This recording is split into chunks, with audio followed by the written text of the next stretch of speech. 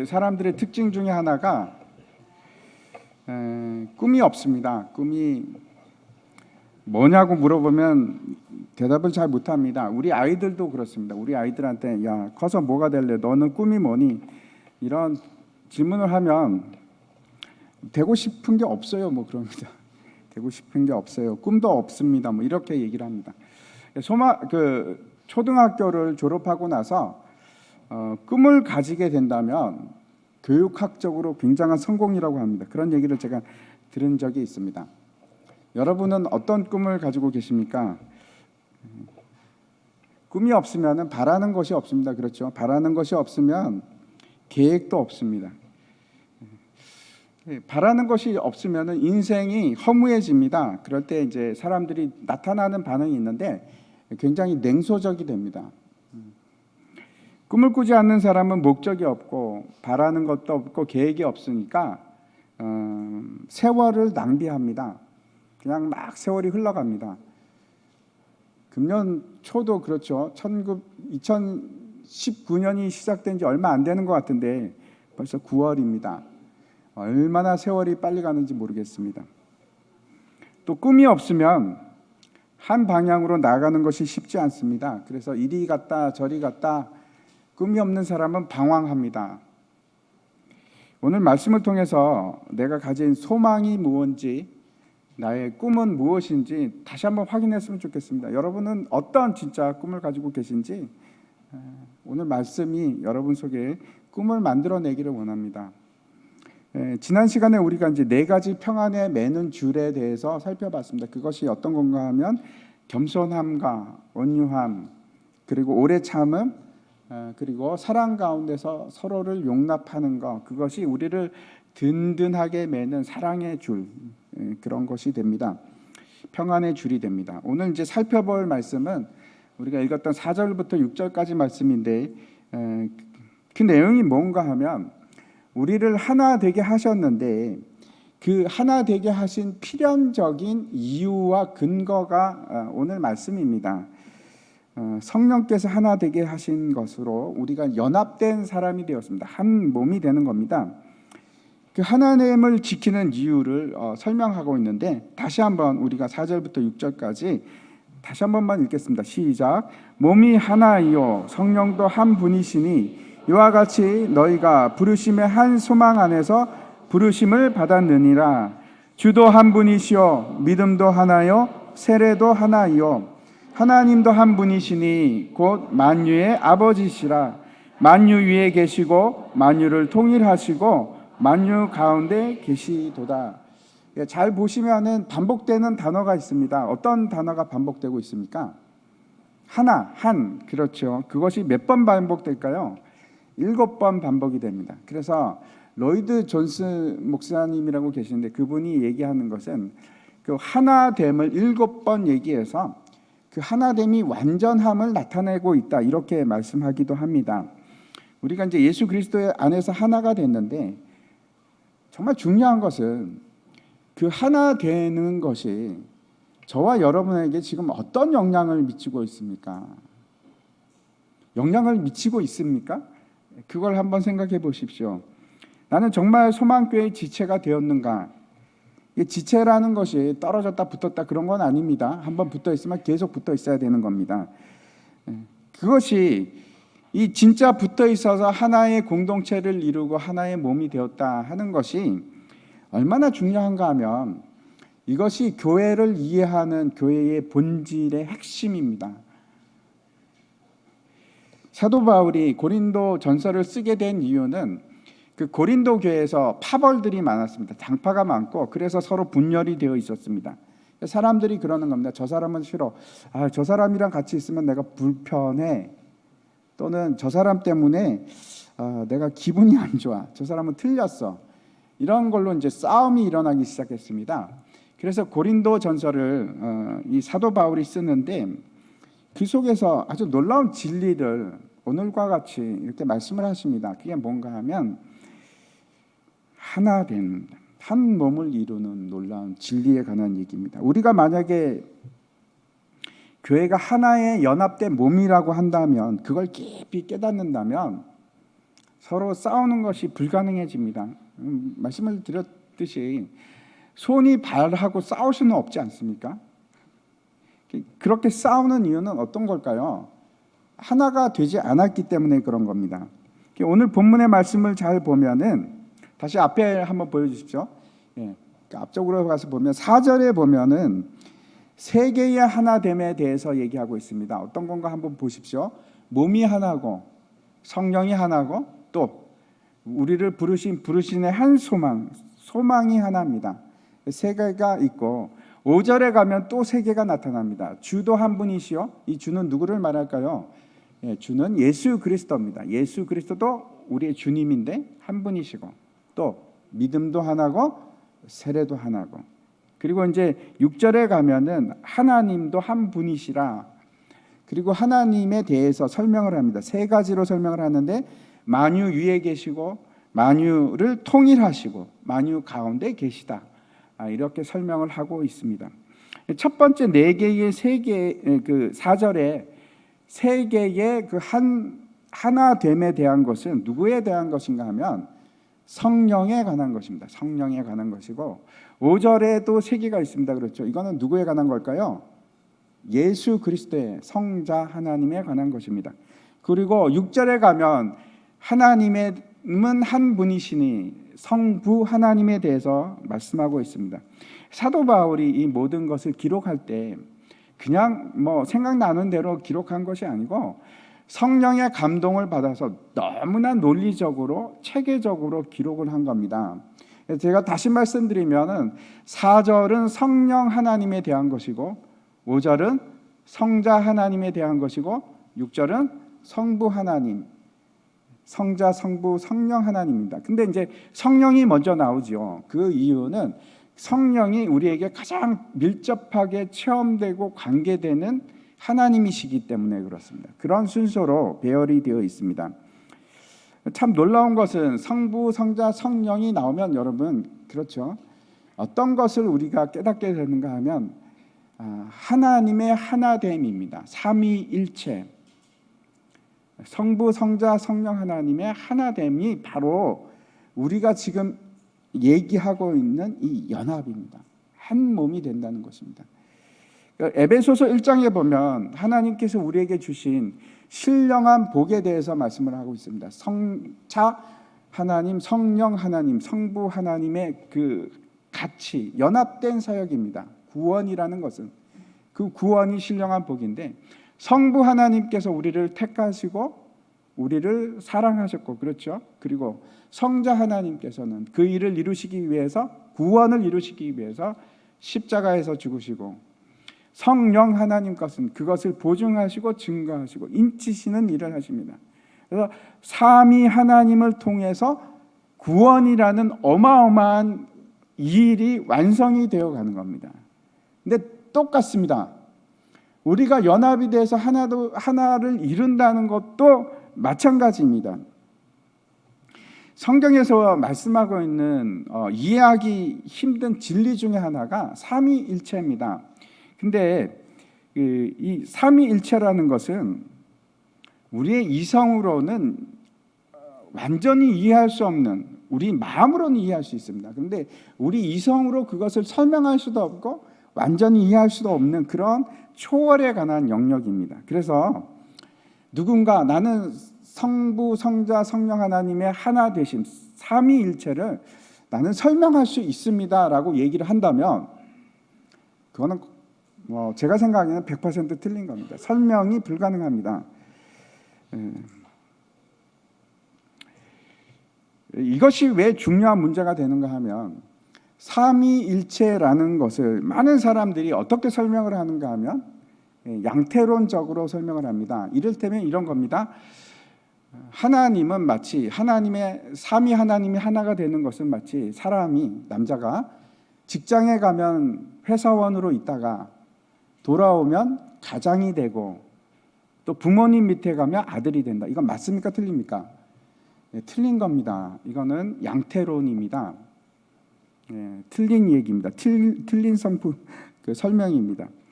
이런 식으로 이해하는 것이 전형적인 양태론적인 설명입니다. 생각입니다. 다시 제가 말씀드릴게요. 성부, 성자, 성령 하나님은 절대로 한 몸이 아닙니다. 한 분이 아니십니다. 그런 식으로 같은 분을 이런 방면에서는 성부고 이런 방면은 성자고 그런 것이 아니고 동떨어져 있는 개체입니다. 제가 말씀드리면 우리가 지난번에도 제가 한번 말씀드렸는데 성자 하나님 예수 그리스도께서 세례를 받으시는 장면을 꼭 기억하십시오. 그때 어떤 일이 일어났습니까? 하늘에서는 성부 하나님께서 음성으로 말씀하십니다. 그리고 성령 하나님께서는 비둘기까지 같이 내려오고 계셨습니다. 성자, 성부, 성령 하나님이 다 따로 계십니다. 절대로 한 몸이 붙어 있는 것이 아닙니다. 이게 뭐가 그렇게 중요한가라고 생각하실지도 모르겠는데 아주 중요합니다. 왜 그런가 하면 많은 이단들이 이것을 양태론적으로, 다시 말씀드려서 하나님의 변화가 마치 있는 것처럼 가르칩니다. 그래서 어떻게 되느냐? 내가 성령 하나님이 되는 겁니다. 그게 전혀 이상스럽지 않게 받아들일 수 있습니다. 무슨 말인가 하면 예수님께서 승천하시기 전에 그 이제 마지막 만찬 이전이죠. 그 이제 마지막 만찬 때죠. 그때 이제 제자들에게 어떤 말씀을 하시냐면 내가 너희에게 보혜사 성령을 보내주겠다 이렇게 약속을 하십니다. 그런데 이를테면 이것을 이제 다락방의 유광수 씨 같은 경우는 뭐라고 얘기를 하는가 하면 그 예수 그리스도께서 부활하시고 죽으셨다가 부활하시고 그리고 성령으로 우리에게 임하셨습니다라고 얘기를 합니다. 맞습니까? 틀립니까? 예, 틀린 겁니다. 성자 하나님이 따로 계시고 성령 하나님이 따로 계신 것이지 성자 하나님 예수님이 성령으로 우리에게 임한 것이 아닙니다. 다른 분이십니다. 예를 들어서 또 뭐 그 신앙촌 전도관이었죠. 그 박태선 씨 같은 경우는 박태선 장로 같은 사람은 자신을 뭐라고 불렀냐면 감람나무라고 불렀습니다. 감람나무가 어떤 뜻인가 하면 스가랴서 4장에 보면은 이제 감람나무가 성령을 상징합니다. 성령입니다. 그래서 자기가 감람나무라고 하면 자기가 누구라는 겁니까? 자기가 성령, 보혜사 성령이라는 겁니다. 근데 보혜사 성령은 예수 그리스도의 영이니까 예수 그리스도가 곧 성령이 되셨으니까 자기가 누가가 될 수 있는 겁니까? 자기가 예수가 되는 겁니다. 자기가 구원자가 되고 자기가 메시아가 되고 똑같은 그런 것들이 이제 이단들이 사용하는 방식인데 그중에 이제 신천지 이만희 같은 분은 뭐라고 하는가 하면 자기가 이긴 자고 자기가 보혜사라고 얘기를 하는 겁니다. 그러면 어떻게 됩니까? 결국 그 사람이 자기는 구원자라는 얘기를 하고 싶은 겁니다. 제가 말씀드리는 것은 신론이 잘못되면 쉽게 이단의 미혹이 됩니다. 제가 다시 말씀드립니다. 성령이 사람의 모습으로 나타나는 경우가 있었습니까? 예? 자신 있게 얘기하세요. 성령 하나님은 사람이 안 되십니다. 사람으로 나타나신 적이 없습니다. 사람으로 나타나신 분은 누구십니까? 예수님밖에 없습니다.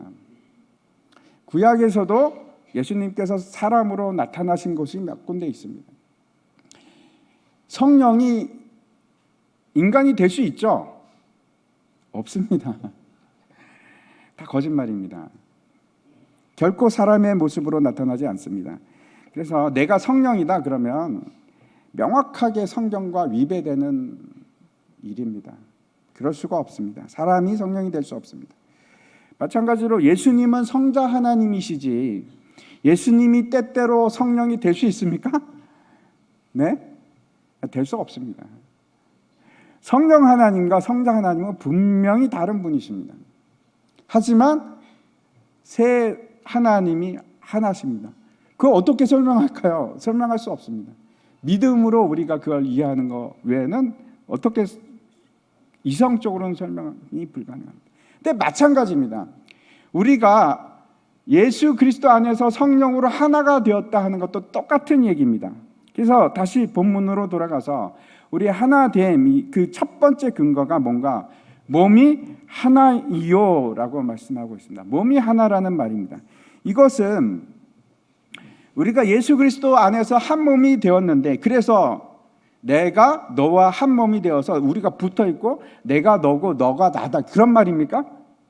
아니요, 그런 말이 아닙니다. 그런 말이 전혀 아닙니다.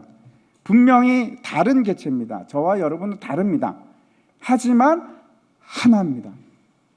한 몸이 되었습니다. 마치 삼위일체처럼 우리가 연합되어 있는 것입니다. 몇 년 전에 WCC 대회가 한국에서 열렸습니다. WCC라는 것이 어떤 것인가 하면 세계 교회 협의회라는 단체입니다. 한국에서 개최될 때 굉장히 시끄러운데 여러분 기억이 나실지 잘 모르겠습니다. 이제 WCC에 어떤 교단은 한국 교단 중에서도 가입이 되어 있는 교단도 있고 또 가입이 되어 있지 않고 또 싫어하는 교단도 있고 그렇습니다. WCC가 주장하는 것이 뭔가 바로 이겁니다. 몸은 하나이기 때문에 모든 교회는 하나다. 그래서 그분들이 얘기하는 것이 가시적인 모든 교회가 하나가 되자 하는 겁니다. 참 좋은 말처럼 들립니다. 그렇죠? 이걸 이제 에큐메니컬 운동이라고 합니다. 교회 일치 운동이라고 하는데, 그래서 이제 문제가 되는 건 뭐 참 좋은 것 같은데, 문제가 되는 건 뭐냐 하면 이단이 되었건 어떤 사상을 가지고 있던 어떤 급진적인 성향을 보이건 상관없이 우리가 교회로 하나로 묶겠다는 겁니다. 그게 맞을까요? 아니요, 다릅니다. 왜 그러냐? 하나 되면 반드시 누구 안에서 되는 거냐? 성령 안에서 되는 것입니다. 그게 이제 그 다음에 나오는데, 여기서 얘기하는 것은 카톨릭이 되었건 어떤 것이 되었건 심지어는 이웃 종교라도 우리가 하나로 되자, 하나로 받아들여야 한다 하는 일종의 종교 통합 운동입니다. 이거는 옳지 않습니다. 우리가 한 몸을 이룬다는 것은 진짜건 가짜건 상관없이 우리가 함께하자 하는 연합운동이 아닙니다. 연합운동이 절대 아닙니다. 몸이 하나요 하는 것은 여러분 그 시제를 생각해 보십시오. 저것은 과거 시제입니다. 이미 하나가 되었습니다. 지금부터 하나가 되자는 것이 아닙니다. 우리가 운동을 해서 우리 같이 하자 하는 것이 아닙니다. 이 연합은 눈으로 볼 수 없는 비가시적인 일입니다. 눈으로 보이지 않습니다. 그러면 저 그리스도 안에서 한 몸을 이룬다는 것은 도대체 무슨 뜻일까요? 어떤 뜻이라고 생각합니까? 저거는 어떤 것이 아닌가 하면 따로따로 떨어져 있다가 마치 한 몸을 이루기 위해서 봉합수술한 거가 아닙니다. 그러니까 여기 하나 저기 하나 가지고 와서 우리 붙이자 하고 붙인 것이 아닙니다. 그런 것이 아니고 원래부터 하나입니다. 우리 몸을 한번 생각해 보십시오. 우리 몸은 세포로부터 시작해서 그것이 성장하고 분할돼서 그리고 점점 이 손과 다리와 머리 같은 게 생기지 않습니까? 한 세포로부터 시작합니다. 그래서 우리는 끊어질래야 끊어질 수 있는 부분이 없습니다. 봉합해서 만드신 분 안 계시지요? 무슨 얘기인가 하면 우리는 예수 그리스도로부터 존재하게 되었습니다. 그래서 예수 그리스도의 몸으로부터 태어나서 거듭나지 않으면 절대로 한 몸이 되지 않습니다. 저 사람과 내가 같이 교회에 있다고 할지라도 저 사람이 만약에 거듭난 사람이 아니라고 하면 우리는 한 몸이 될 수가 없습니다. 거듭남이 가장 중요합니다. 한 몸을 이루는 것. 그래서 거듭나서 새로운 피조물이 되어서 새롭게 탄생해서 우리가 한 몸이 되는 것입니다. 또 한 가지는 우리가 이제 한 몸을 이루었기 때문에 우리는 완전히 같다, 그런 뜻일까요? 예, 그것도 아닙니다. 오히려 저 한 몸을 이룬다는 것은 어떤 뜻인가 하면 각각 다 다르다는 의미를 가지고 있습니다. 무슨 얘기인가 하면 몸의 지체가 되면 누군가는 귀의 역할을 하고 누군가는 손이 되고 누군가는 코가 되고 눈이 되고 입이 되고 다 다른 역할을 맡는다는 뜻입니다. 지체가 되었다는 뜻입니다. 그래서 한 몸을 이루었기 때문에 비난이 불가능합니다. 손이 발더러 야, 너 어쩜 그럴 수 있니? 라고 하지 않지요. 혹시 그러신 분이 있으십니까? 없습니다. 그럴 수 없습니다.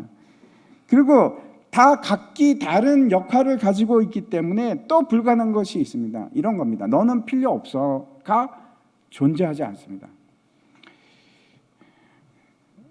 여러분 자신도 자신에게 이렇게 얘기할 때가 있습니까? 혹시? 나는 별로 중요하지 않아. 나는 그냥 아무것도 아니고 깍두기 같아. 우리 교회에서 나는 깍두기야. 그렇지 않습니다. 여러분 한번 생각해 보십시오. 몸의 지체에서 여러분 불필요한 곳이 어디 있습니까? 없습니다.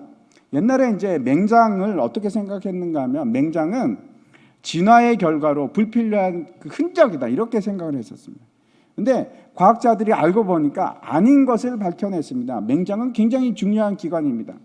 죄송합니다. 이거 맹장 수술하신 분들한테 죄송한 얘기인데 맹장은 그 속에 이제 어떤 기능을 가지고 있냐면 저도 뭐 찾아보고 알게 되었는데 그 나쁜 균과 좋은 균이 우리 장 속에 있습니다. 그런데 맹장이 그걸 도와주는 역할을 합니다. 좋은 균을 배양도 하고 지치면은 거기서 쉬게도 하고 그런 역할을 맹장이 할 뿐만 아니고 소장에서 수분이나 염분 같은 걸 잘 흡수를 못하면 그것도 도와줍니다.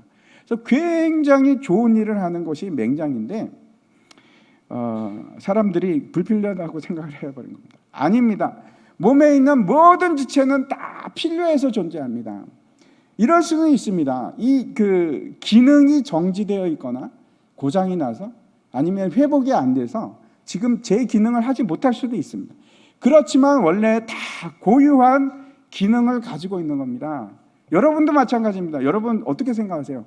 이 교회에서 이 하나님의 나라에 있어서 가시적인 큰 한 몸을 이루는 하나님의 나라에서 여러분이 역할이 없을까요? 분명히 있습니다. 지금 정지하고 있을 뿐일지도 모르겠습니다. 지금 고장나 있을 뿐일지도 모르겠습니다. 하지만 고유한 기능이 다 있습니다. 각각 다 있습니다. 근데 다 다릅니다.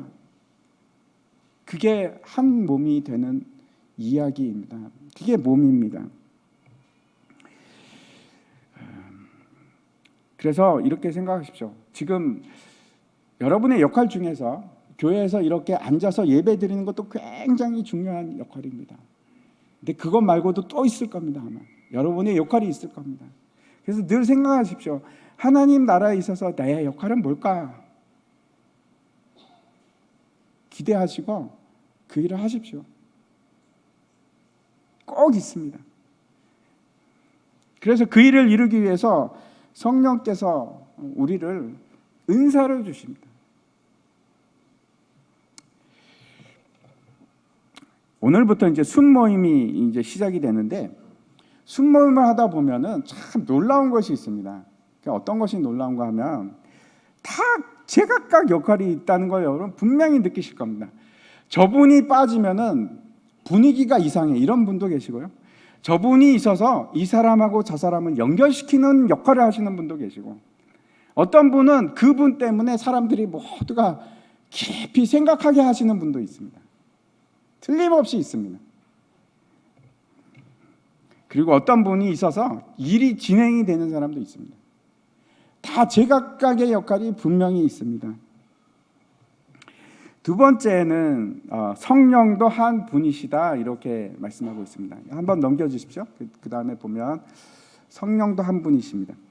교회가 만일 그리스도의 몸이라고 한다면 그 몸은 도대체 어떻게 만들어졌을까? 누구를 통해서 만들어졌는가 하면 성령을 통해서 만들어집니다. 그래서 이거는 지금 사도 바울이 아주 논리적으로 순서에 따라서 기록하고 있습니다. 처음에 몸이 나왔고 그 다음에 성령이 나온 이유가 바로 거기에 있습니다. 우리 몸의 기원에 대해서 얘기를 하는 겁니다.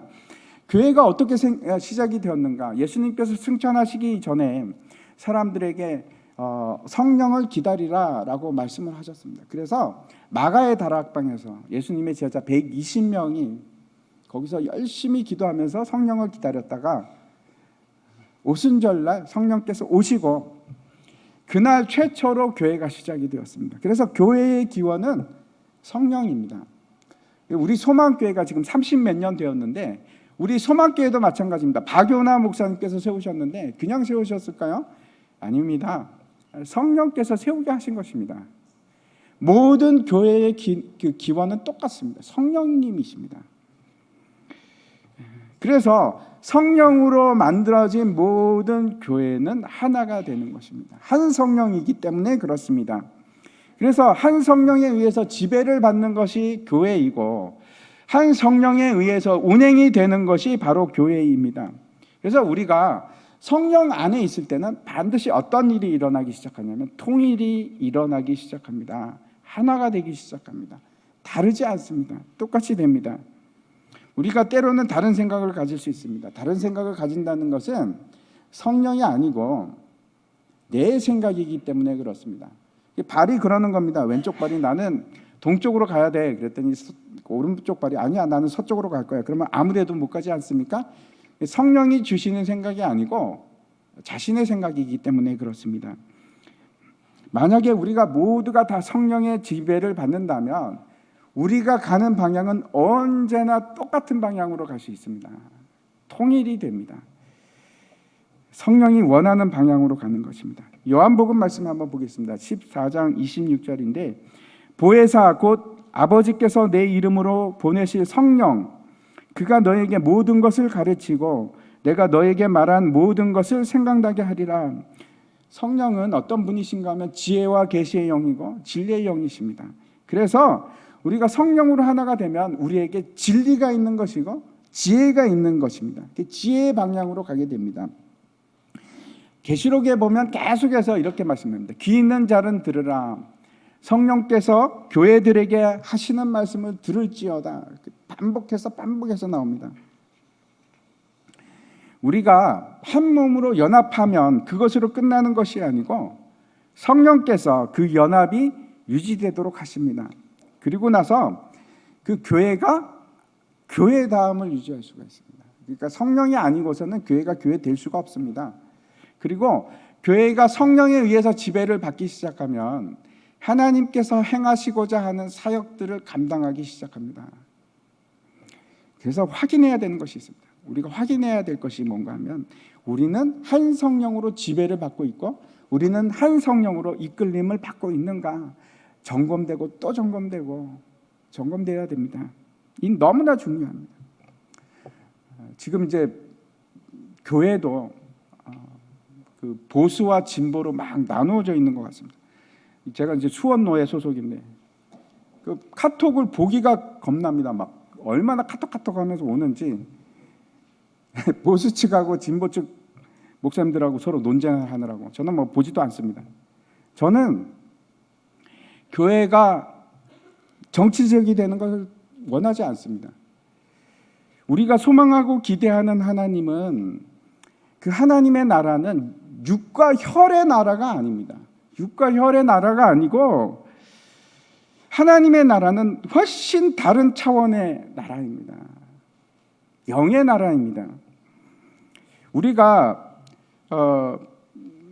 보수 성향을 가질 수도 있고 정치적으로 뭐 진보 성향을 가질 수도 있습니다. 내가 김치를 좋아할 수도 있고 내가 치즈를 좋아할 수도 있고. 하지만 보수냐 진보냐 문제가 하나님 나라와 그 진리에 관한 문제하고는 전혀 다른 얘기입니다. 무슨 말씀인가 하면 하나님 나라와 그 우리가 이야기하고 있는 이 복음의 진리는 이 땅에서 얘기하는 그런 차원의 것이 아닙니다.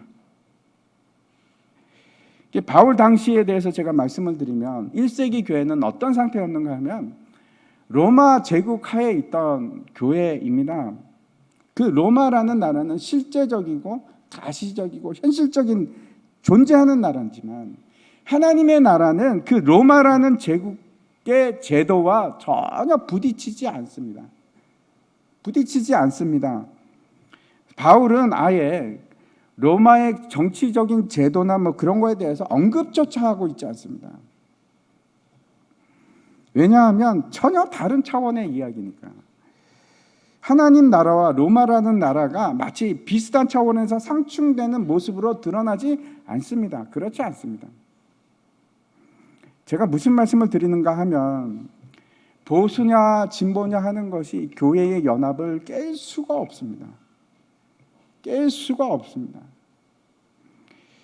만약 중요한 것이 성령입니다. 만약 우리가 성령의 충만함을 잃게 된다면 우리를 하나됨으로 부터 깨트릴 수가 없습니다. 유다서 말씀을 한번 제가 읽도록 하겠습니다. 유다서 1장 18절에 보면 한 장만 넘겨주십시오. 예. 그들이 너희에게 말하기를 마지막 때에 자기의 경건하지 않은 정욕대로 행하며 조롱하는 자들이 있으리라 하였나니 이 사람들은 분열을 일으키는 자며 육에 속한 자며 성령이 없는 자니라. 뭐라고 지금 성경이 말씀하시는가 하면 자기의 정욕과 욕심으로 행하는 자들이 결국 하는 일이 있는데 그게 분열이랍니다. 그리고 그렇게 분열을 일으키는 사람들은 성령이 없는 자들이라고 말씀을 하십니다. 성령이 우리에게 공급되고 그리고 성령이 마치 생명수처럼 우리 몸속에 흐르기 시작하면 반드시 우리는 하나가 됩니다. 하나가 됩니다. 다르지 않습니다. 그래서 성령이 우리를 통해서 성령의 열매를 맺게 하시고 그리고 우리를 통해서 그리스도의 영광의 찬송이 되게 하십니다. 그래서 우리가 해야 될 것이 있습니다. 그게 뭘까요? 성령 충만함입니다. 에베소서 5장 18절 말씀 우리가 잘 아는 말씀인데 같이 한번 보겠습니다. 시작. 술 취하지 말라. 이는 방탕한 것이니 오직 성령으로 충만을 받으라. 중요한 사실이 있는데 중요한 사실은 뭔가 하면 우리에게 뭐라고 말씀하시는가 하면 성령 충만을 받으라 라고 명령을 하고 있다는 겁니다. 명령을 하고 있습니다. 이게 어떤 뜻인가 하면 성령 충만을 받는다는 것은 제한적이지 않다는 뜻입니다. 남녀노소 누구나 상관없이 모든 사람이 성령을 충만하게 받을 수 있습니다. 그래서 명령하는 것입니다. 성령 충만을 그러면 우리가 어떻게 받을 수 있습니까? 여러분 성령 충만 받으시고 싶으시죠? 제가 여러 번 그런 얘기를 들었습니다. 저도 마찬가지입니다. 너무 좋습니다. 성령 충만 받으면 정말 좋습니다. 받고 싶으시죠? 어떻게 받을까요?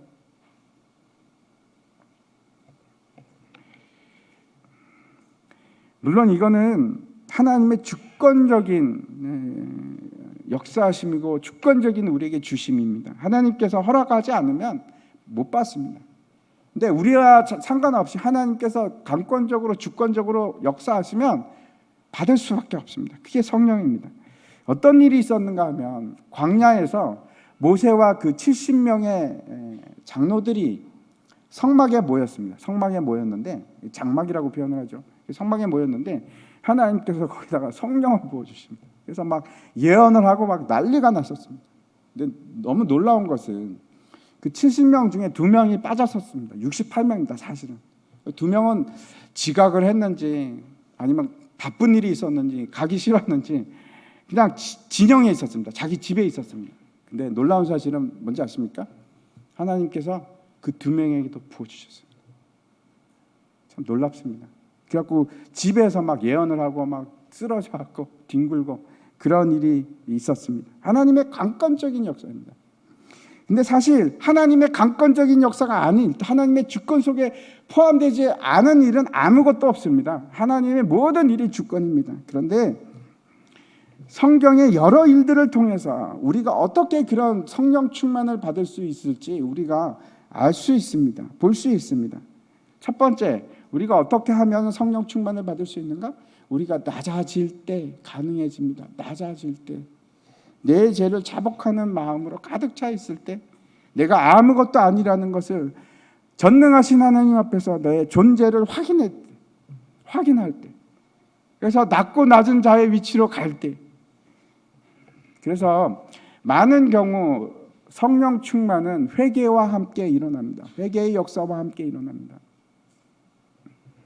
그래서 성령 충만은 온유해지고 겸손하고 그런 사람들에게 마음이 낮아지고 가난한 자들에게 성령 충만이 일어납니다. 교만한 자에게는 절대로 성령 충만하지 그런 일은 일어나지 않습니다. 두 번째, 성령 충만이 일어나는 특징이 제가 이렇게 계속 살펴봤는데 순종하는 마음입니다. 주의 뜻을 내가 행하겠나이다. 주님 말씀하옵소서. 주님 나를 사용하옵소서 할 때 그때 하나님께서 성령을 주십니다. 성령 충만함을 주십니다. 그때. 잔이 비지 않으면 여러분 다른 것으로 채울 수가 없습니다. 저기 에베소서 5장 18절을 보면은 술하고 성령하고 대조를 이루고 있습니다. 술이 비워져야지 거기에 성령으로 채울 수가 있습니다. 여러분 술 취한 상태에서 성령을 받을 수 있을까요? 저 술이라는 것은 혈과 육을 얘기합니다. 우리의 육체의 욕심을 따라 사는 일을 얘기합니다.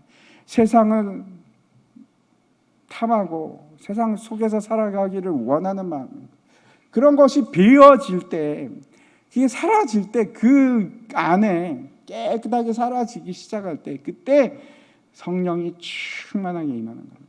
그게 이제 잔이 이렇게 있는데 한 반쯤 비워졌으면 충만함은 일어날 수가 없습니다. 그렇죠? 충만함은 가득 찬 겁니다. 잔이 거의 다른 걸로 채워져 있으면 성령이 계시긴 계신데 약간 채워지고, 먼저 비우셔야 합니다. 낮아지고 비우셔야 합니다. 그러면 성령으로 채워지십니다. 죄송합니다. 저도 잘 안 됩니다. 근데 성령 충만해 보니까 너무 좋습니다. 다시 4절 말씀 보겠습니다. 4절 같이 함께 읽도록 하겠습니다. 시작. 몸이 하나이요 성령도 한 분이시니 이와 같이 너희가 부르심의 한 소망 안에서 부르심을 받았느니라. 세 번째 우리에게 말씀하신 우리의 하나됨의 근거는 뭔가? 한 소망 안에서 부르심입니다. 한 장만 넘겨주십시오. 네. 4절을 다시 잘 보시면 몸이 하나요 성령도 한 분이시라 이렇게 하면서 이와 같이라는 말씀을 하고 있습니다.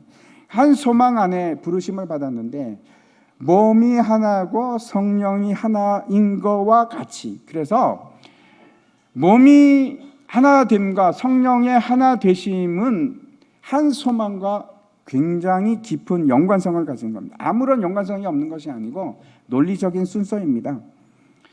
한 몸을 우리가 가지게 되면, 성령으로 인해서 하나가 되고 연합되게 되면 그 우리가 가지고 있는 소망을 알게 되고, 그래서 우리가 연합된 우리가 그 소망을 향해서 주님의 일을 하기 시작한다는 의미입니다. 이제 우리가 1장에서도 보았듯이 하나님께서 우리를 구원하신 목적은 이 세상 만물을 통일하는 것, 재통일하는 것이 그 목적이십니다. 근데 그 일을 하기를 원하는 것이 하나님의 소원이고 소망인데, 그 소망을 한 소망을 향해서 달려나갈 수 있게 되는 것, 그것이 한 몸이 될 때 가능해지고 한 성령 안에 있을 때 가능해지는 일입니다. 그래서 우리를 향하신 그 하나님의 그 큰 구원의 계획이 무엇인지를, 그 소원이, 하나님의 소원이 무엇인지를 아는 것이 너무나 중요합니다. 여러분 기도하십시오. 하나님, 저도 좀 알려주십시오. 하나님의 나를 향한 뜻이 무엇인지 가르쳐 주십시오. 별로 관심이 없으십니까? 하나님 나를 향한 뜻이 무엇인지. 그 마귀가 우리를 방해하고 우리를 쓰러뜨리고 좌절시키는 방법이 하나 있습니다. 그게 이제 어떤 것인가 하면 앞을 바라보는 것이 아니고 뒤를 돌아다 보게끔 하는 것입니다. 그 이스라엘 백성들이 이제 애굽에서, 이집트에서 나와서 광야로 들어섰습니다.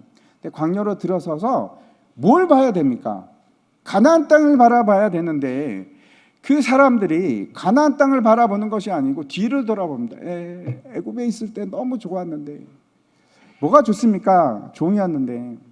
근데 그런 생각을 하는 겁니다. 내가 애굽에 있을 때 부추도 먹고 채소도 마음껏 먹었는데 여기는 채소도 없고 맨날 먹는 게 만나고 마실 물도 없고, 그렇게 한탄을 하지 않습니까? 뒤를 돌아봐서 그렇습니다. 우리가 분열되는 이유가 있습니다. 그 분열되는 이유 중에 하나가 내가 과거에 어떤 사람이었는데, 내가 과거에는 장관이었는데 이런 사람들이랑 같이 있는 게 내 격이 안 맞아. 분열이 되는 겁니다. 그렇지 않습니다. 우리는 죄와 허물로 다 죽었던 사람들이고 성령으로 하나로 다시 거듭나서 새로운 피조물이 된 사람들입니다. 과거는 중요하지 않습니다. 내가 어떻게 살았던 건 여러분, 제가 말씀드리는 것은 잊으라는 얘기가 아닙니다. 절대 잊지 마십시오. 나의 그 과거를 잊지 마십시오. 내 죄된 모습을 잊지 마십시오. 근데 그게 중요하지 않다는 얘기입니다. 우리에게 훨씬 더 중요한 것이 있는데 우리 앞에 놓여져 있는 것들입니다. 우리가 바라보는 것이 중요합니다. 쟁기를 가지고 뒤를 돌아보지 마십시오. 앞을 향해서 가셔야 됩니다. 소망을 바라보고 나가는 겁니다. 한 소망을 가지고. 그래서 제가 가지고 있는 소망이나 여러분이 가지고 있는 소망이 다를까요? 한 성령 안에 있으면 똑같습니다. 한 소망입니다. 다르지 않습니다. 그 내용이 절대 다르지 않습니다. 우리가 가지고 있는 그래서 소망은 어떤 것입니까? 우리가 의롭게 되어서 부활의 자리에 서서 예수 그리스도 앞에 함께 있는 것, 하나님 나라에 존재하는 것 뿐만 아니고 우리가 이 땅에서 예수 그리스도의 형상을 가지는 것, 예수 그리스도의 하나님의 나라를 보는 것, 그것이 우리의 소망입니다. 그래서 그 하나님의 나라를 향해서 달려가는 것, 그것이 우리가 바라보고 가는 방향입니다. 다르다고 하지 마십시오. 저랑 여러분은 같습니다. 하나님 나라입니다. 모를 뿐입니다. 여러분께서 잘 모르시면은 아직도 모르실 뿐입니다. 이 땅에 임할 하나님의 나라를 내가 소망하면서 살아가는 것입니다. 그러면 한 방향으로 가기 시작합니다. 디모데전서 말씀 한번 보겠습니다.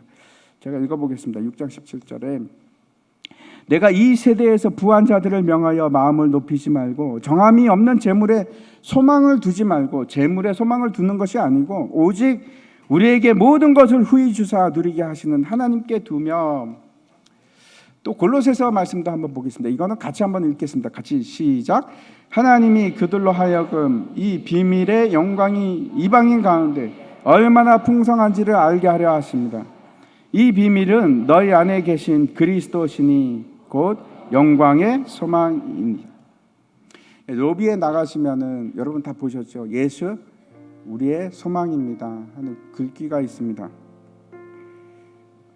성령이 우리에게 임하시면 누구나 다 소망을 가지게 됩니다. 꿈을 꾸게 됩니다. 요엘 선지자가 이런 말씀을 하신 거 잘 알고 계시죠? 너희 자녀들이 예언할 것이요 너희 젊은이들은 환상을 보고, 한 장 넘겨주십시오. 너희 늙은이들은 꿈을 꾸리라.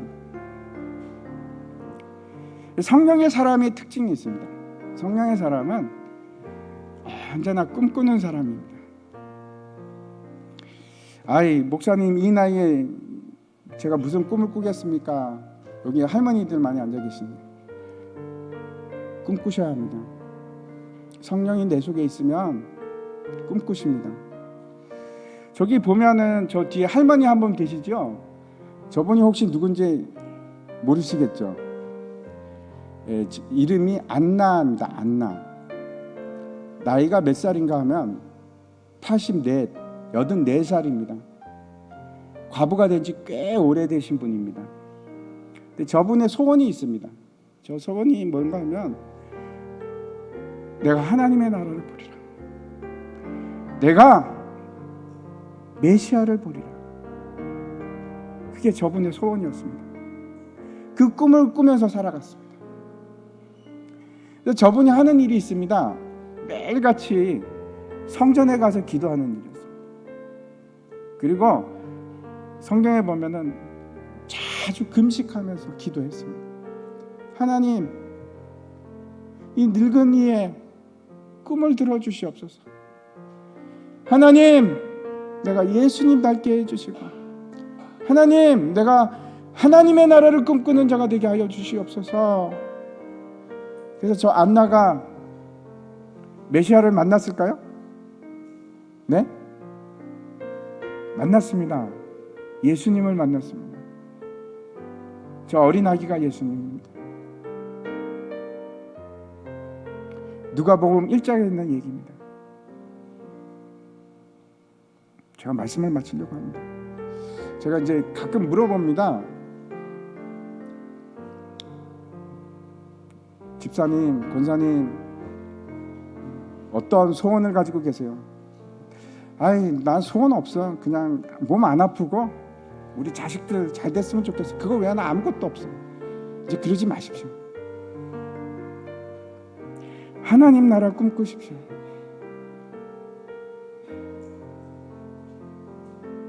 하나님의 나라에 대한 열망과 내가 예수 그리스도를 닮아가는 그 꿈을 꾸십시오. 하나님께서 반드시 들어주십니다. 반드시 들어주십니다. 여러분, 우리가 해야 될 일이 있습니다. 한 몸을 이루고 한 성령 안에서 한 소망을 향해서 달려가는 사람들입니다. 하나님의 나라입니다. 하나님의 나라. 내가 살기도 바쁜데 무슨 하나님의 나라입니까? 아닙니다. 성령이 우리에게 임하시기 시작하면 그 생각을 고쳐놓습니다. 하나님의 나라를 꿈꾸게 하는 겁니다. 어린이부터 할아버지 할머니에 이르기까지 예언하고 환상을 보고 꿈을 꾸는 거 다 똑같은 얘기입니다. 하나님 나라를 소망하는 것입니다. 이제 말씀을 마치려고 하는데, 우리가 분열되지 않고 하나가 될 수 있는 이유는, 기억하십시오. 우리는 한 몸이기 때문에 그렇고, 우리를 지배하시는 성령이 한 분이시기 때문에 그렇고, 우리가 나아가는 방향이 한 소망을 향해서 나가기 때문에, 그래서 우리는 분열되지 않습니다. 하나로 든든하게 묶일 수 있습니다. 그 성령 안에서 하나님 나라를 꿈꾸십시오. 다 함께 일어나셔서